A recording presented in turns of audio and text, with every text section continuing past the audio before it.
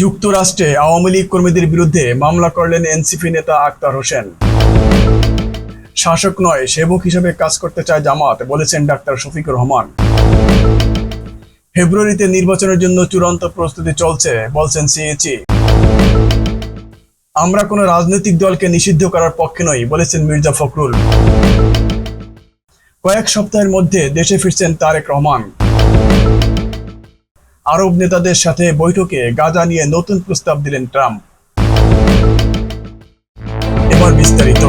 New ইয়র্কে NCP নেতাদের উপর আওয়ামী লীগ নেতাকর্মীদের হামলার ঘটনায় প্রবাসী আওয়ামী লীগ নেতাকর্মীদের বিরুদ্ধে মামলা দায়ের করেছেন এনসিপি নেতা আক্তার হোসেন। নিউ ইয়র্কের স্থানীয় সময় বুধবার দিবাগত রাত 1টায় জন এফ কেনেডি বিমানবন্দরের পাশে পোর্ট অথরিটি থানায় মামলা দায়ের করা হয়। বৃহস্পতিবার এনসিপির অফিসিয়াল ফেসবুক পেজে এক ভিডিও বার্তায় এ তথ্য জানান আক্তার হোসেন। মামলায় 2 জনের নাম উল্লেখ করে 15 থেকে 20 জনকে অজ্ঞাতনামা দেখিয়ে আসামি করা হয়েছে। আক্তারের অভিযোগ, ওই দিনের হামলার পরও এয়ারপোর্টের লবিতে এবং অন্যান্য জায়গায় আওয়ামী লীগ নেতা কর্মীরা নানাভাবে হেনস্থা করার চেষ্টা করেছে। ভিডিও বার্তায় আক্তার হোসেন বলেন, এয়ারপোর্টে হামলার পরে সন্ধ্যায় আওয়ামী সন্ত্রাসীরা আবার হোটেলের লবিতে এসেছিল হামলা করার উদ্দেশ্যে। সে সময় যুক্তরাষ্ট্রে অবস্থানরত এনসিপি সদস্যরা এবং আমার শুভাকাঙ্ক্ষীরা তাদের প্রতিহত করেন এবং পুলিশের সঙ্গে যোগাযোগ করেন। পরবর্তীতে পুলিশের ইনভেস্টিগেশন অফিসার এসে মামলা দায়ের করার জন্য আমাদের পরামর্শ দেন।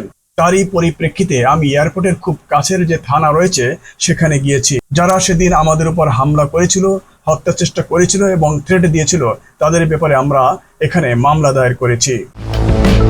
শাসক নয়, সেবক হিসেবে কাজ করতে চায় জামাত। অভ্যুত্থানের 1 বছর পেরিয়ে গেলেও দেশকে নিয়ে আওয়ামী লীগের ষড়যন্ত্র অব্যাহত আছে। সেই ষড়যন্ত্র মোকাবেলা করে দেশকে এগিয়ে নিতে প্রত্যয় ব্যক্ত করেছেন জামাত ইসলামের আমির ডাক্তার শফিকুর রহমান। পাশাপাশি দেশ শাসনের সুযোগ পেলে শাসক নয়, জামাত ইসলামী সেবক হিসেবে কাজ করবে বলেও জানান তিনি। বৃহস্পতিবার রাজধানীর মগবাজারে আলফালা কেন্দ্রীয় কার্যালয়ে ডাক্তার শফিকুর রহমানের সঙ্গে সৌজন্য সাক্ষাৎ করেন Chinese people's institution for foreign অ্যাফেয়ার্সের ভাইস প্রেসিডেন্ট মিস্টার ঝোপিং জিয়ান সহ উচ্চ পর্যায়ের এক প্রতিনিধি দল। সাক্ষাৎ শেষে ব্রিফিংয়ে এসব কথা জানান দলটির সেক্রেটারি জেনারেল সাবেক সংসদ সদস্য অধ্যাপক মিয়া গোলাম পরোয়ার। তিনি বলেন, বাংলাদেশ চীন ঘনিষ্ঠ ও প্রতিবেশী সুলভ সম্পর্ক গড়ে তুলতে চাই। 2 দেশের সম্পর্ক আরও কিভাবে গভীর করা যায় সে বিষয়ে আলোচনা হয়েছে। আলোচনায় বিগত সরকারের জুলুম নির্যাতনের চিত্র তুলে ধরেন জামাত আমির। অভ্যুত্থানের 1 বছর পেরিয়ে গেলেও দেশকে নিয়ে আওয়ামী লীগের ষড়যন্ত্র অব্যাহত আছে। সেই ষড়যন্ত্র মোকাবেলা করে দেশকে এগিয়ে নিতে প্রত্যয় ব্যক্ত করেন তিনি। অধ্যাপক মিয়া গোলাম পরোয়ার বলেন, গ্লোবাল নিরাপত্তা নিশ্চিতে চীন যেসব কাজ করছেন আজ সেসব বিষয়ে আলোচনা হয়েছে। নির্বাচন নিয়ে আলোচনা হয়েছে। আমাদের দলের প্রস্তুতি তাদের অবহিত করা হয়েছে। জামাত নির্বাচনমুখী দল, তাই নির্বাচনে অংশ নিতে প্রস্তুত রয়েছে বলে উল্লেখ করেন তিনি। অপরদিকে ঝোপিং জিয়ান বলেন, চীন বাংলাদেশ কূটনৈতিক সম্পর্ক দীর্ঘ সময়ের। 2 দেশের মানুষের মধ্যে সম্পর্ক আরও এগিয়ে নিতে কাজ অব্যাহত আছে। এ সময় বাংলাদেশের সব পর্যায়ের মানুষের সাথে সম্পর্ক আরও জোরদার ও গভীর হবে বলেও আশা প্রকাশ করেন তিনি। আগামী ফেব্রুয়ারি মাসের প্রথমার্ধে ত্রয়োদশ জাতীয় সংসদ নির্বাচন করার জন্য প্রস্তুতি চলছে বলে জানিয়েছেন প্রধান নির্বাচন commissioner CEC am Nasir Uddin.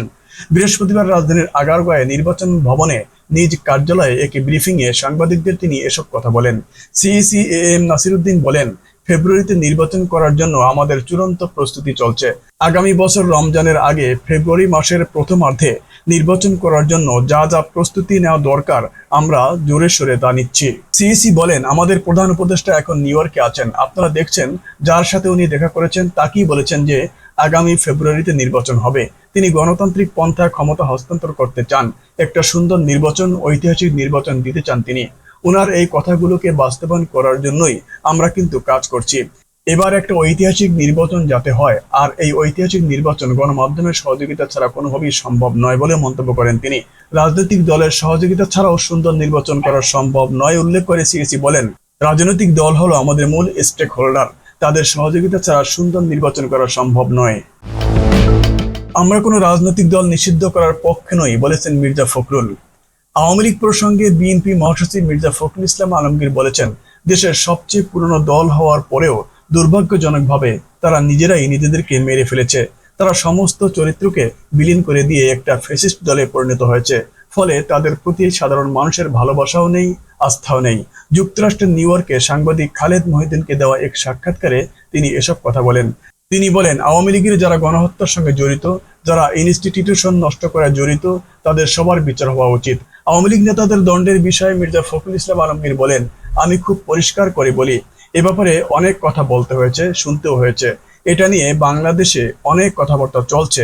আমি ব্যক্তিগতভাবে আগেও বলেছি, আমাদের চেয়ারম্যান এবং অ্যাক্টিং চেয়ারম্যান সাহেবও বলেছেন, আমরা কোনো রাজনৈতিক দলকে নিষিদ্ধ করার পক্ষে নই, কিন্তু যদি সেই রাজনৈতিক দল কোনো গণহত্যার সঙ্গে জড়িত হয়, দেশের গণতান্ত্রিক প্রতিষ্ঠানগুলোকে ভেঙে দেওয়ার জন্য দায়ী হয়, তাহলে নিশ্চয়ই তাদের শাস্তি পেতে হবে। সম্প্রতি কলকাতা ভিত্তিক সংবাদ মাধ্যম এই সময় পত্রিকা মির্জা ফখরুল ইসলাম আলমগীরের সাক্ষাৎকার নিয়ে একটি প্রতিবেদন প্রকাশ করে, যেখানে আওয়ামী লীগ ও জাতীয় পার্টিকে নির্বাচনে রাখার পক্ষে মত দেন তিনি। বিষয়টি নিয়ে দেশে তোলপাড় সৃষ্টি হলে ভারতের ওই পত্রিকার সাক্ষাৎকার দেননি বলে জানিয়েছেন মির্জা ফখরুল। তাছাড়া বিএনপির পক্ষ থেকেও একই ইস্যুতে একাধিকবার বিবৃতি দেওয়া হয়েছে। কয়েক সপ্তাহের মধ্যে দেশে ফিরছেন তারেক রহমান। বিএনপির স্থায়ী কমিটির সদস্য অধ্যাপক এজেডএম জাহিদ হোসেন বলেছেন, গণতন্ত্র পুনরুদ্ধারে শেষ লগ্নে নেতৃত্ব দিতে শিগগিরই দেশে ফিরছেন বিএনপির ভারপ্রাপ্ত চেয়ারম্যান তারেক রহমান। আমি কয়েকদিন আগেও বলেছি, আপনারা দেখতে পারবেন যে ইনশাল্লাহ কয়েক সপ্তাহের মধ্যে তারেক রহমান এসে বিএনপির নির্বাচন প্রক্রিয়া নয়, গণতন্ত্র পুনরুদ্ধারে শেষ লগ্ন যেটি তার নেতৃত্বে দিবেন। রাজধানীর শেরেবাংলা নগরে শহীদ রাষ্ট্রপতি জিয়াউর রহমানের সমাধিস্থলে তারেক রহমানের দেশে ফেরা নিয়ে সাংবাদিকদের এক প্রশ্নের জবাবে এসব কথা বলেন তিনি। আরব নেতাদের সাথে বৈঠকে গাজা নিয়ে নতুন প্রস্তাব দিলেন ট্রাম্প। ফিলিস্তিনের অবরুদ্ধ গাজা উপত্যকায় যুদ্ধবিরতি সংক্রান্ত নতুন একটি পরিকল্পনা উপস্থাপন করেছেন মার্কিন প্রেসিডেন্ট ডোনাল্ড ট্রাম্প। মঙ্গলবার নিউ ইয়র্কে আরব ও মুসলিম নেতাদের সাথে বৈঠকে 21 দফা শান্তি পরিকল্পনার প্রস্তাব উপস্থাপন করা হয়েছে। বিষয়টি সম্পর্কে অবগত প্রশাসনের একজন ঊর্ধ্বতন কর্মকর্তা ও আঞ্চলিক সূত্রের মতে, ওই বৈঠকে সংঘাতের অবসান ঘটাতে পারে এমন একটি চূড়ান্ত প্রস্তাবে কিভাবে একমত হওয়া যায় সে বিষয়ে নেতাদের মধ্যে মত বিনিময় হয়েছে। এদিকে বুধবার মার্কিন বিশেষ দূত স্টিভ উইটকফ জানিয়েছেন, আমাদের খুবই ফলপ্রসূ আলোচনা হয়েছে। আমরা গাজায় শান্তির জন্য ট্রাম্পের 21 দফা পরিকল্পনা উপস্থাপন করেছি। তিনি আরো বলেন, আমরা মনে করি এটি ইসরায়েলি উদ্বেগের পাশাপাশি এই অঞ্চলের সব প্রতিবেশীর উদ্বেগের সমাধান করবে। আমরা আশাবাদী যে আগামী দিনে আমরা কোনো ধরনের অগ্রগতি ঘোষণা করতে সক্ষম হব।